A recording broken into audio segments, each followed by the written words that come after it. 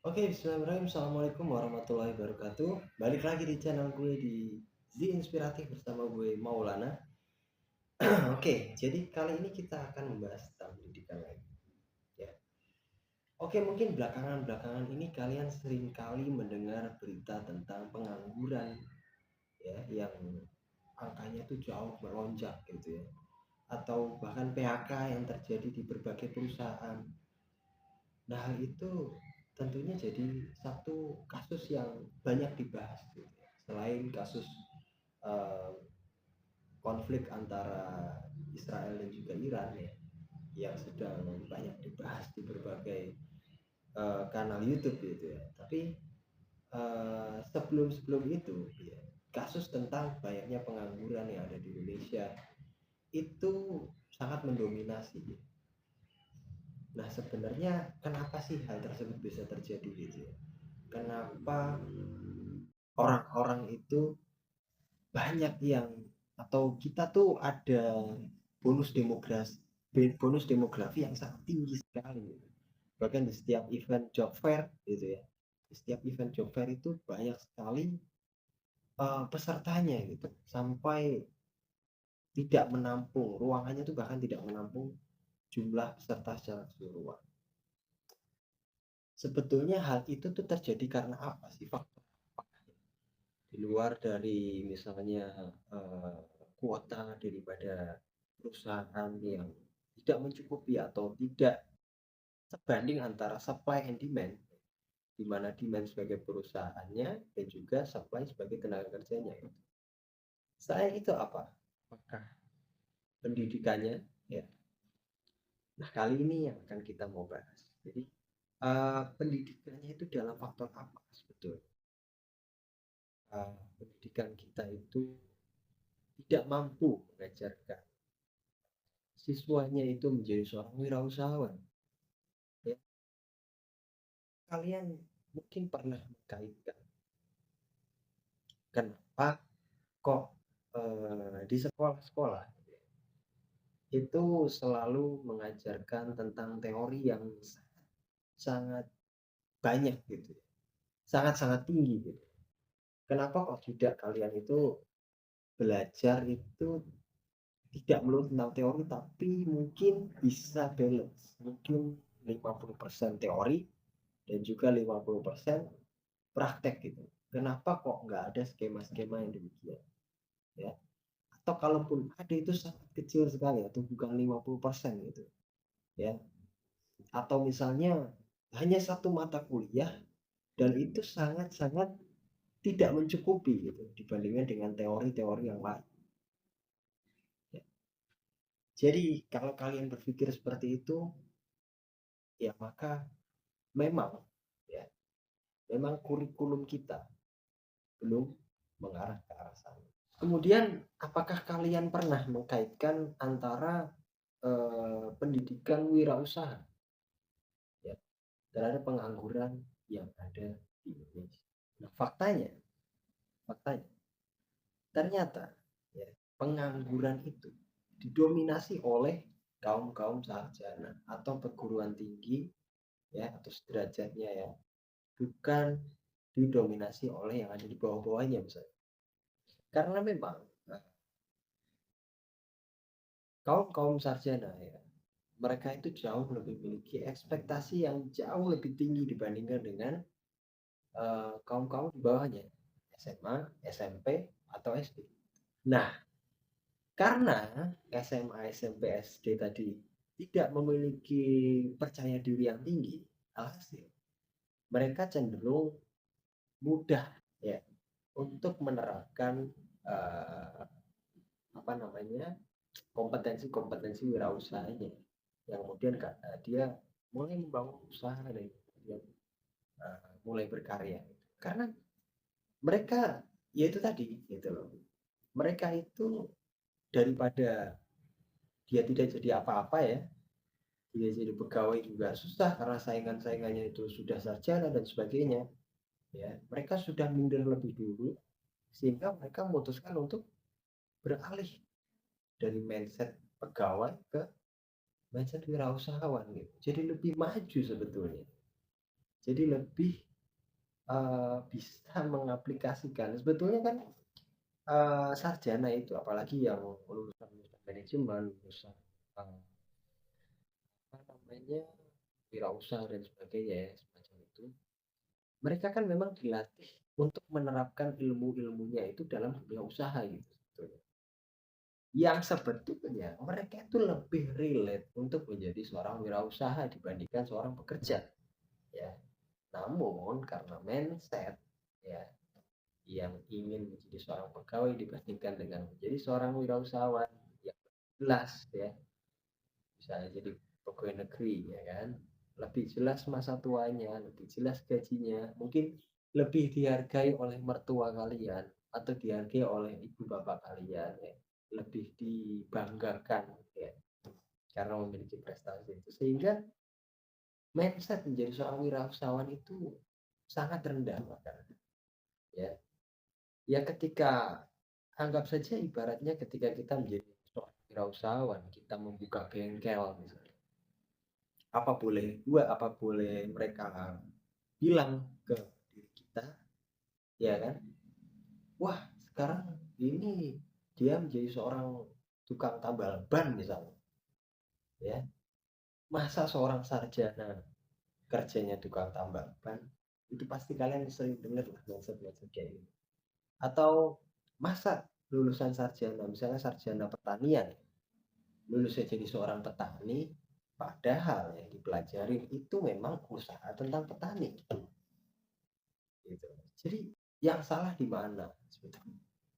Jadi memang kurikulum kita belum mengarah ke arah sana, sehingga mindset tersebut masih tertanam jelas dalam pikiran.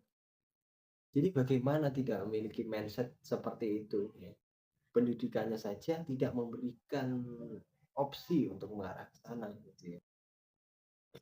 Untuk berpikir bagaimana sih cara mereka itu berinteraksi dengan orang lain, cara mereka itu memiliki cara untuk bisa memikirkan kebutuhan orang lain, cara untuk mereka bisa berinteraksi ya, cara untuk bisa menghargai orang lain dalam pendidikan orang, dimana sering saya bahas sebelumnya bahwasanya pendidikan moral ini adalah salah satu kunci ya sukses seseorang gitu, adalah salah satu kunci untuk bisa membuka jalan seseorang untuk menjadi seorang wirausahawan yang akan dihargai gitu. Ya. Seperti yang kita tahu bahwasanya pendidikan moral di Indonesia itu seperti apa buruknya ya.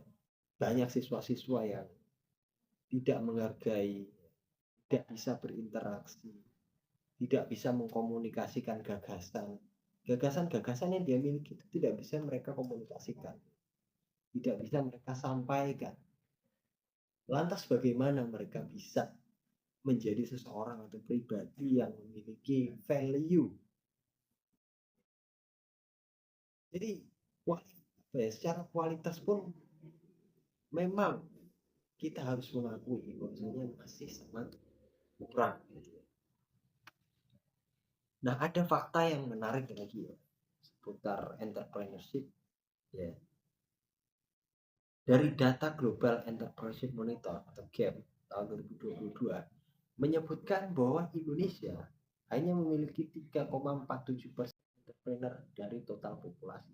Artinya dari 100 orang ya, hanya ada 3 orang yang berwirausaha, yang jelas data ini memang mengacu pada orang yang sudah sustain, artinya usahanya ini memenuhi kebutuhan hidup dia selama lebih dari 3,5 tahun. Jadi hanya 3 orang dari 100 total populasi yang ada di Indonesia, dan ini sangat jauh dibandingkan negara-negara tetangga. Misalnya apa? Singapura. Singapura ada di 8%. Ya. Kemudian negara yang sangat identik ya dengan bahasa kita dan sebagainya, Malaysia 4,7% ya. Dan kemudian Amerika Serikat ya, yang seperti kita tahu lah, dia ada di angka 11%. Jadi hal itu menunjukkan bahwasanya memang pendidikan kita itu belum mengarah. Sebetulnya ada salah satu solusi yang menurut saya cukup bagus. Pendidikan kita itu perlu mengatakan bahwasanya praktik itu ya imbang atau bahkan lebih tinggi proporsinya dibandingkan dengan teori, bukan malah kebalik gitu ya. Seharusnya praktik itu yang jauh lebih dibesarkan dibandingkan dengan teorinya ya, karena fakta di lapangan itu begitu luas sekali ya. Ada banyak teori yang tidak pernah kita dengar ya, dari pembelajaran yang ada di perkuliahan atau di bangku sekolah ya, sehingga itu juga yang menjadikan kita itu mau atau memiliki keinginan untuk memulai, memiliki keinginan untuk bisa mewujudkan suatu wirausaha yang bisa bermanfaat untuk orang lain, tidak hanya fokus terhadap diri sendiri ya, tidak hanya berfokus tapi juga berkontribusi untuk membangun uh, masyarakat, membangun nusa bangsa dan agama. Nah, ini mengingatkan saya terhadap salah satu janji mahasiswa yang ada di suatu perguruan tinggi ataupun janji seorang siswa atau harapan masyarakat terhadap siswa, terhadap mahasiswa lebih lanjut, bahwasanya kita itu diamanatkan untuk bisa berkontribusi terhadap masyarakat, untuk bisa menjadi pribadi yang berguna dan bermanfaat untuk masyarakat ya, agar ilmu kita itu dapat dirasakan oleh masyarakat luas, agar ilmu kita itu menjadi lebih bermanfaat dan diamalkan oleh banyak orang gitu. Lantas output yang sudah dibangun seperti itu saja tidak mampu dilakukan dengan baik gitu. Lantas output apa yang kita harapkan dari kurikulum yang kita emban sekarang ini ya, output yang demikian aja itu apa ya, hasilnya tuh tidak sesuai gitu, dengan apa yang sudah direncanakan. Menjadi pegawai itu tidak akan menjadikan bermanfaat untuk orang lain, bermanfaat untuk pengusahanya iya ya, mungkin oke lah ya, bermanfaat produknya ya, tapi berlama-lama di perusahaan itu juga tidak baik gitu ya. Mungkin oke lah untuk membangun ilmu ya, membangun pengalaman, pengetahuan dan sebagainya, tapi jangan dijadikan alat untuk berfokus dalam satu bidang itu aja. Banyak cabang-cabang lain yang bisa kita kembangkan ya, tidak hanya melulu jadi seorang pegawai negeri, tidak hanya melulu menjadi seorang pegawai kantoran. Ada banyak ruang di luar sana untuk kita berekspresi, untuk kita bisa berkarya ya, mengisi lini dunia eh, dalam berbagai bidang ya. Banyak sekali opsi-opsi yang bisa kita lakukan ya. Sehingga dengan itu khususnya ya, pada dunia pendidikan ya, kita harus benahi lebih lanjut lagi, kita sebagai seorang pelajar ataupun kita sebagai seorang pembuat kebijakan, kita harus menelaah sebenarnya kebutuhan apa sih yang diperlukan oleh masyarakat kita. Apakah kebutuhan untuk menjadi seorang pegawai ataukah kebutuhan untuk menjadi seorang wirausaha, kebutuhan untuk bisa mencapai visi-visi yang memang kita harapkan, visi yang tidak hanya berfokus pada diri sendiri tetapi juga berfokus pada masyarakat luas. Oke, semoga itu bisa kita pahami dengan baik dan semoga bisa jadi inspirasi untuk kita semua. Maulana Zura dari Si Inspiratif. Sampai jumpa di video selanjutnya.